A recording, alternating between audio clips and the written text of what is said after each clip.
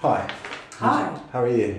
Fine, how are you? I'm very well, thank you. Very good. Mojisola Adebayo, writer of Nitro and Albany's newest play, Desert Boy. Correct. Very pleased to meet you. Tell us a little bit more about how you started off writing in general. A few years ago I was doing an MA in physical theatre, and there was a story I just needed to tell, and so I started writing for kind of physical theatre, visual theatre, and couldn't stop basically. But originally I used to write poetry and rap and that kind of thing. So. Excellent. And how did the script for Desert Boy come about?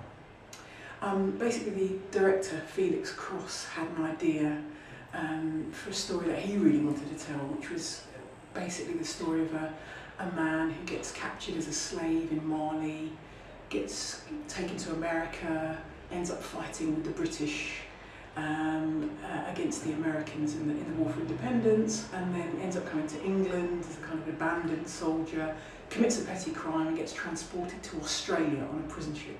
So that was his basic idea that he wanted me to kind of write around. So that was the impetus for it, and then I wrote the rest.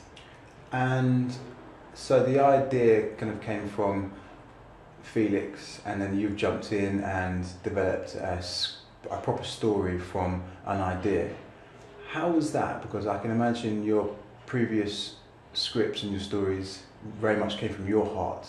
This has come from essentially someone else's idea. How easy or hard or natural was it to write this script? Yeah, it was difficult, to be honest. It was difficult to find my own connection with it. And when I did, and that connection for me was crime. I was really interested in the kind of irony of somebody who is a victim of crime, i.e.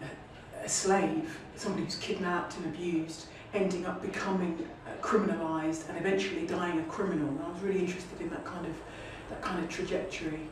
And so that was my kind of route in, which was where the kind of soldier boy character came out, who's this young man that this guy from Mali from 300 years ago kind of discovers on Deptford Beach. So that was my kind of link in, and bringing in another character really was how I processed it. But it was difficult until I could find that little hook, which was crime. Yeah. So would you say that the real inspiration for this play was crime and the issues surrounding crime today with a young hoodie, and is there other kind of aspects that you wanted to bring in? I think definitely crime for me, as I say, was my way into the story, and challenging myself, I suppose, to take a different view on the fairly conventional, stereotypical image of young person, young black boy in Britain today. So I've been resisting writing a crime play, and this is my take on it, but it's a really alternative kind of view on it. It's not a very conventional view on it. Cool. So two of the main characters of the play are called Soldier Boy and Desert Man. How did you come about choosing those names? Names are, like for all writers, really important to me, and there was something about labelling them in terms of their role rather than their kind of personal name. And I suppose I'm interested in the society that they're growing up in. I'm interested in the kind of the context that they're in more than them as individuals. So by naming them Desert Man and Soldier Boy, I'm trying to get us to think about the environment that they're growing up in. So Soldier Boy is a young contemporary boy from London now, and it's as if he's in a little army and he's got his rank and he's in his crew, and it's a reflection of the kind of times of war that we're living in. Desert Man is from the Sahara 300 years ago, and he's a mystic, and his mind is kind of it's not very connected with kind of solid ground. So it says more about the kind of environment they're in rather than them as individual people, because that's what I'm more interested in. Excellent. And what would you like the audience to take away from the play? I'd like the audience, well, it's up to the audience really what they take away, but really I suppose for me what I've taken away from the process is is looking at the subject of crime and the position of young black men, particularly in Britain today, through a different kind of lens. And I'd like the audience as well to have any of their prejudices or stereotypes questioned and challenged in the way that mine have been through writing it and researching it. Would you say that that part of the play actually excites you the most? Or what are the other parts that excite you about the play? That excites me about the play. Also the history excites me, the kind of black history. I didn't realise that black people of African descent had been some of the first people to go on the prison ships to Australia, and that black people of African descent have such an impact on the development of that kind of nation.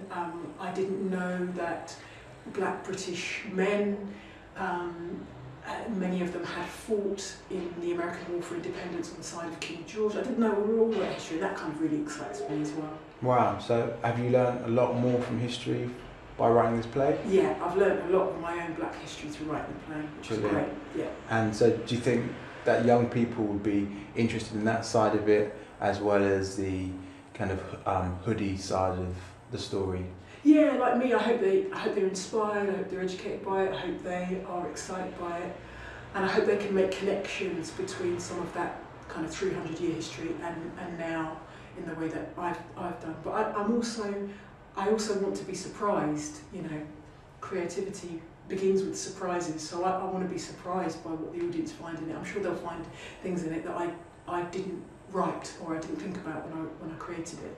So, for those young writers out there, and also young artists, because you've also been an actress and a director and have quite a history in theatre, what advice would you give them? My advice, if I'm even in the right position to give advice, would be follow your passion. You know, follow your dream, follow your passion. Don't let anybody tell you how a play is going to look or sound. Just, you know, go for what you want to go for, and never worry that something is not going to fit into other people's categories, because it's people that create new categories of work that are the innovators. And don't let anybody stop you, and go for your passion. And if you're a writer, then write. Just get on with it. Just write. Muhammad Ali said, writing is fighting. And it really is fighting. You sit there like the computer or with a pen or however you write, or even if for you writing is speaking out loud, that's a different kind of writing. It's hard, it's tough, it's hard work. Just keep going, just do it. Train. Writing is fighting. Just keep going. You're not a writer unless you write. Keep going. So writing is fighting. Indeed. Brilliant. Mojisola Adebayo, writer of There's a Boy, thank you very, very much. It's my pleasure. How lovely to meet you.